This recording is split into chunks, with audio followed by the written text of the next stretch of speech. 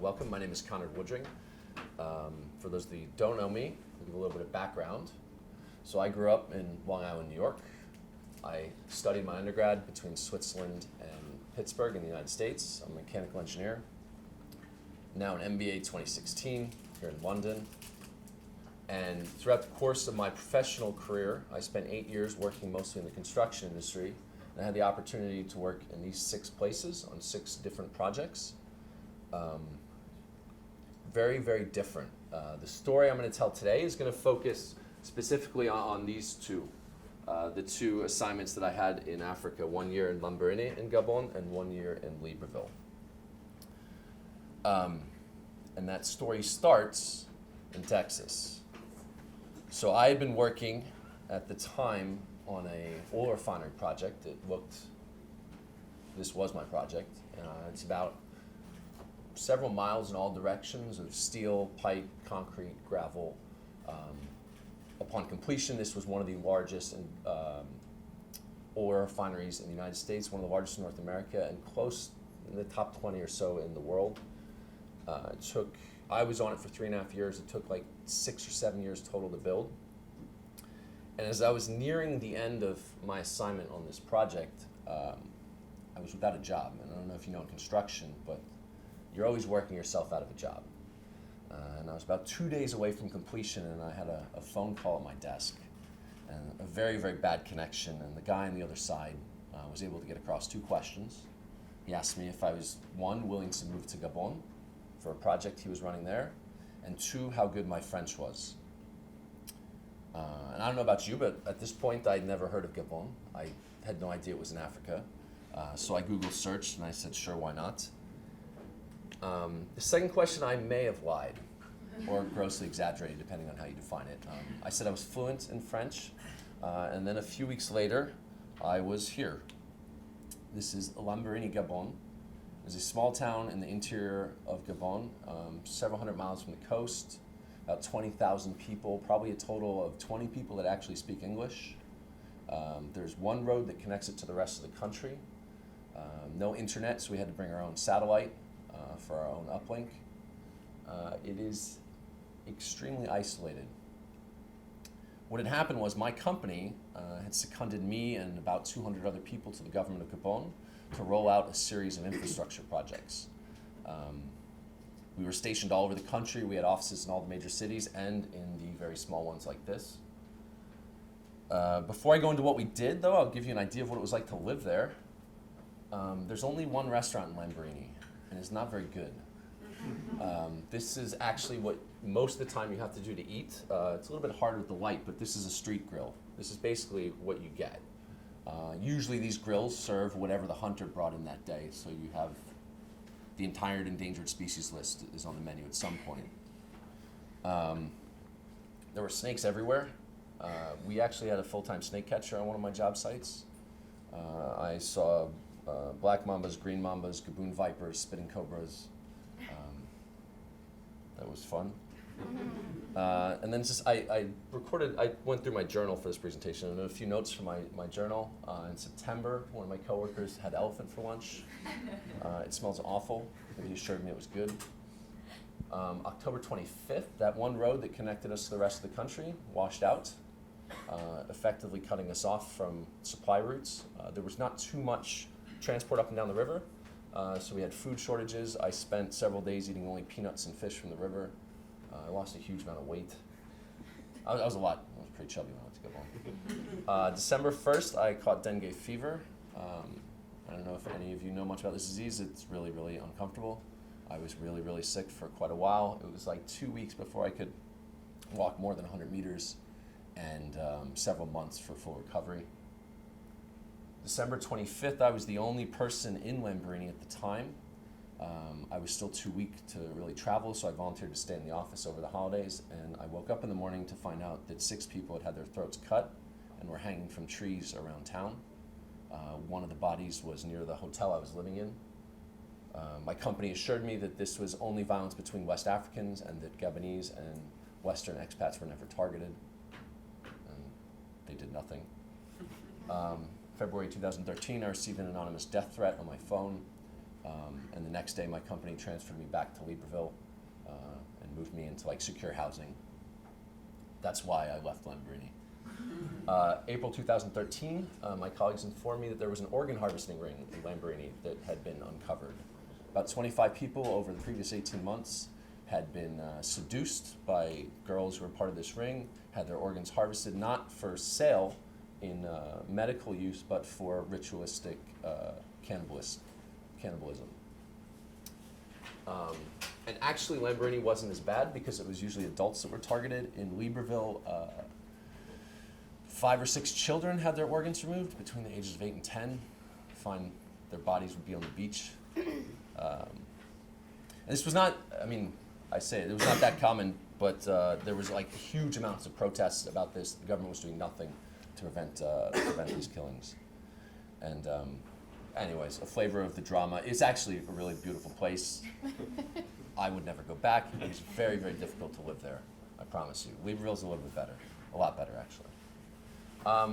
So what? So what did we actually do there? In 2009, Omar Bongo died. He had been the president for like 40 years. 40 years, he wasn't really a president, he was dictator. His son won the runoff election. There was an emergency election, his son won, and he set about to reform the country. You can see from the ambassador that he appointed that his administration correctly identified that corruption was a problem, that you had economic stagnation, and then you had a sort of stagnation of the system and of the services not really working so well. So he set about to reform the country by changing laws, by removing the ministers that had supported his father. Some very dramatic changes that a lot of people were quite unhappy about. One of those big changes he did was to create this, ANGT, Agence Nationale de Grands Travaux. This is the Agency of Great Works. This was the agency I was seconded to. Our task was to essentially to execute all the infrastructure within the country. So I worked on schools, hospitals, telecommunications, we did rail projects, ports, airports. We built a zoo, which I didn't think was, anyways, I have my opinions about that zoo. But what was special about this agency was sort of how it was structured. So the way things used to work within the country, the Senate would decide on a budget. They would pass that money, that money would go from the Treasury to the minister, and the minister would do their projects that they had gotten approved by the Senate. But what actually happens is the minister passes on smaller amounts of money to the contractors, who are then required to pay kickbacks, and then other stakeholders are also required to pass money. You end up getting the contractors squeezed in the middle, and at the end of the day, you have unfinished projects because the money runs out. And one of the things I first noticed in my first week there was that the amount of unfinished projects in the country is a tragedy. There are tens of millions of dollars of concrete in the ground, and only concrete. Buildings that were just started, never finished, and just abandoned. So structurally, what we did, with Ali Bongo, we created this agency. We had actually access to the Senate to help rewrite laws, to reform the system. We changed it so that money no longer moved through the ministries. This made us incredibly unpopular. Ministers were extremely hostile to us. Money would move directly to contractors, and ministers no longer were allowed to tender their own contracts. They would pass the idea to us, and then we were responsible for the tendering process. Basically, from the initial conception of the idea would come to us, and then we would turn the keys over at the end of the project. This may seem like a small change, but this had dramatic effects. So first of all, salaries within the construction industry, we saw them go up everywhere. This was twofold. One was because we were spending a lot more, but also because the money was actually going to where it needed to be. It wasn't going to enrich people at the expense of the Gabonese people. Workplace injuries went down. This is a factor of bringing in Western standards of safety. You saw a lot of small and medium enterprises that had previously been afraid of working with the government because of payment issues or because of corruption issues, leaving the private sector and now bidding publicly and actually winning work away from these large public sector construction companies because they were efficient and they knew how to run their own business. Completion rates on projects went dramatically up. When I left, we had finished 175 projects in the 3 years since creation of the agency. Payment rates went up, although still not great. We were much better at paying under the Ali Bongo's administration than previously, according to what feedback we got from contractors. And then, of course, when you have paid contractors, the quality goes up. Things like roads washing out. We had a bridge collapse from previous projects. These no longer happened, at least not that I was aware of. And I say corruption went down. Corruption likely changed. Like water, it finds a way. I had a minister in my office with 2 armed guys with machine guns, and it is very hard to stick to your line, what you're supposed to do. And they're very friendly, but there's 2 guys with assault weapons in the corner sitting there. You also become very much part of the political process. People try to manipulate the system.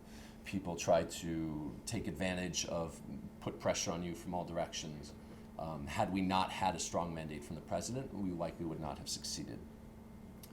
And then some other basic changes that seem obvious, but contracts were not always written in French. We found contracts in Chinese. Contractors actually started reading their contracts for a change. We were actually able to keep track of how many contracts there were, and then it made it a lot easier for the Senate to plan public expenditures. But this was only half of our mission. So in coming to power, Bongo identified that in order to create these changes, they were lacking in a certain amount of human capital. So part of our mission as an agency was to not only change the system, but also to educate young Gabonese people and bring people back from the diaspora abroad. So we built integrated teams across our projects. This was my team, with the idea being that as the years went by, we would phase out. My job would be taken over by a guy who had worked with me for 2 years in such a way that eventually the entire agency would be taken over by Gabonese people. And at the time that I left, we had whole project teams that were taking projects from start to finish without any input from us as the expats on the job. From my point of view, this was a huge accomplishment. From where we started, a lot of these people had never had experience. I mean, the 3 guys here, my 3 Gabonese coworkers here, only one of them had ever been on a construction site when we started. Now the guy in the end, Winata, runs one of the biggest jobs in the country. So that's more or less it. My message is that when you have this strong mandate from the people who control the power, and you are able to strengthen your public institutions, you can institute dramatic change in just a few short years. Within 3 years or 4 years of creating agency, we were able to show that the local people who had only lived in Gabon and had only studied in Gabon were delivering world-class projects that would be on par with something you would see here in the UK or in the US. That's it. Any questions? I actually have one question. How do you go through a job like that without, like, that has a lot of corruption? How do you manage to go through the process without being corrupt? So this is something I was thinking about on the way over. If someone were to ask me, like, is this sustainable? I mean, because we had this like mandate from Ali Bongo to we weren't going to do this. We were not corruptible because we were on such high turnover, right? We didn't have any relations within the country, and most of us were there because of our reputation within the greater company which we worked for that we would be going back to. So we weren't interested in getting involved in the local situation there. Yeah, we had to deal with it a lot, but that just involved just like being steadfast, sticking to what the rules are. And we go through a tremendous amount of ethics training, and a lot of times you end up sitting there, like in education, we sat there for 9 months and just did nothing because the minister was pounding on us. He wanted the contract to go to this particular contractor, and he found every reason not to give it to the rightful winner of these bids. I don't know if that answers your question. I think it helps that we did not have any kind of relationship with people in Gabon. The expats were harder to get to. I worry about the agency when it becomes fully attached, because then you have your cousin in the Ministry of Mines, your best friends in the Ministry of Education, and then what happens, I don't know. Do you think those changes are sustainable? I mean, you said that usually the teams stay there for a shorter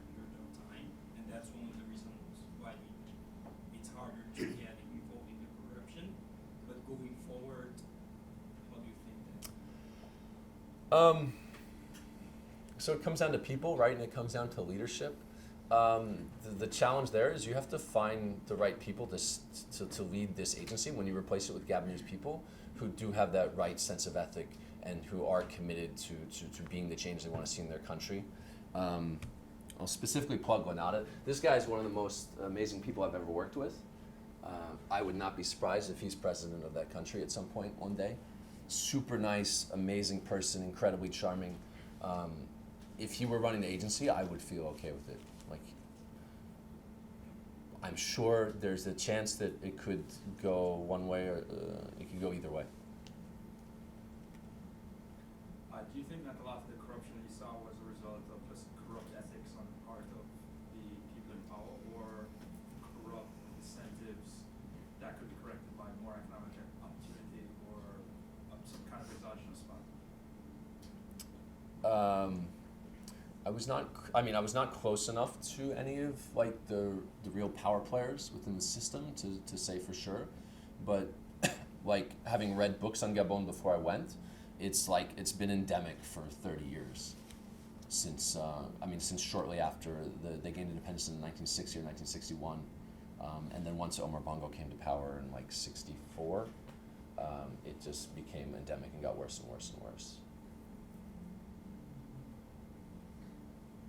Did you find yourself in a situation where you had different ethical standards in Gabon than you had like in the US or in the UK? And how did you go about these different cultural views? You mean where I was encountering people with different ethical views, or are you asking me if my ethical views were challenged? If you're, by having like a different, being in a different country, they have like a different set of ethical standards. So was that ever conflicting with your standards, and how did you go about that? Did you adapt to the country's standards, or were you trying to impose your ethical standards? So Ali Bongo and his cabinet were very, very, very clear that they wanted the agency to operate according to my employer standards. We were basically directly told that we were going to force our way of doing things on the people we worked with. It created a lot of like heartburn, a lot of headbutting, and in some cases, like people like our local hires left because they didn't like it. Other cases, people adopted. Again, when not on the right, like fully adopted it. He saw the value in being like doing things a certain way and being very straight and direct. But yeah, it's really hard. It's like banging your head against the wall every day for 2 years. That's what it felt like working in Gabon. Like, I'm proud of the guys I worked with. I'm proud of the work that I did, but holy crap. Excuse my French. Very frustrating. Yes? I was wondering if this kind of initiative was also expanded to other sectors. Gabon is a country very rich in oil. Mm-hmm. So just to have your point of view on it. No. When I left, no, it wasn't. No. There were other, so we had a lot of other African leaders, sniffing around, what's going on in Gabon, what is ANGT, and calling our offices saying, can you set something up for this? And I actually can't say it. Never mind. There's another country where they're looking at setting up something similar at the moment. On that note, do you think that it's a model that can be copied again and again in certain things, or was it a product of having a very strong leader at the right time in the right place?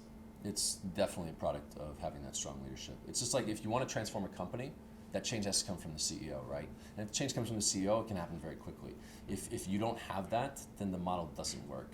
It's why NGOs struggle so much on ground level to make these small incremental changes, is because they don't have this endorsement from the top, or they have a very weak endorsement from the top. I think we have two more questions. Right over there. Ladies first. So, you mentioned this is a country where corruption is thought to be endemic for 30 plus years. Would you see any lessons that you think might be transported to countries that are thought to be less corrupt, or the United States? Any lessons? I'm not saying I think it's not corrupt, but I'm just saying. I'm not sure. I mean, what we had was, it wouldn't happen. It's hard to implement anything similar in the U.S. because what we had in Gabon was a very, very strong, powerful person who decided this is the way it's going to be, and we're able to institute change very quickly. That works great, but that's also really dangerous. Like with someone with that much control and that much influence, things can go bad very quickly. So having been around a while, I prefer the slower Western system where you feel like the public is more enfranchised in the decision making. So you obviously kept a journal while you were out there, and it's a very interesting story with like a beginning, a middle, and quite a good end. Do you ever see this being turned into a movie or? I mean, I always think my life's. I've got the first 6 movies already done. I'm just waiting for someone to buy the script. No, I didn't really think about that. I mean, I did like a whole video series while I was over there too. If you're curious, I can send you the link. But I kept a video blog for people to see what it's like to actually live in Gabon. But no, I hadn't thought about that. One last question. So much talk about corruption. What was the weirdest animal you ate while you were there? The weirdest. I mean, I tried to stay away from the endangered species. I tried a bit of a giant forest pangolin, or pangolin or something. It's like, it looks like it's like this big. It looks like an anteater, but it's got scales instead of hair. It's got scales, but it's got hair coming out of it. So it's got like lizard scales. It looks very strange. I'm pretty sure it'll shortly be on the endangered species list. It's very, very popular in Asia, and they have like none left. So now they're collecting them from Africa. Yeah, it tastes horrible. Cool, thank you.